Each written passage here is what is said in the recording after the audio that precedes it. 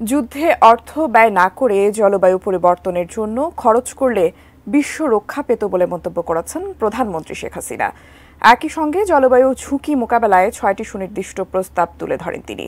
সকালে ঢাকায় শুরু হওয়া ৪ দিনের জাতিসংঘ জলবায়ু অভিযোজন সম্মেলনের জাতীয় অভিযোজন পরিকল্পনা বা ন্যাপ এক্সপো ২০২৪-এর উদ্বোধনী অনুষ্ঠানে এসব প্রস্তাব তুলে ধরেন প্রধানমন্ত্রী। এতে জলবায়ু তহবিলে বার্ষিক $১০০ বিলিয়ন প্রতিশ্রুতি পূরণে উন্নত দেশগুলোকে তাগিদ দিয়েছেন বাংলাদেশের সরকার প্রধান।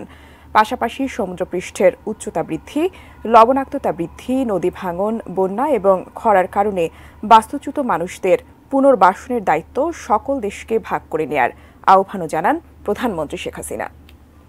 একটি কথা না বলে পারছি না, এই যুদ্ধে অস্ত্র Mujib climate prosperity plan, national adaptation plan, national determined contribution ও বাংলাদেশের রূপান্তর 2041 বাস্তবায়নে বিসিডিপি তাৎপর্যপূর্ণ অবদান রাখবেন।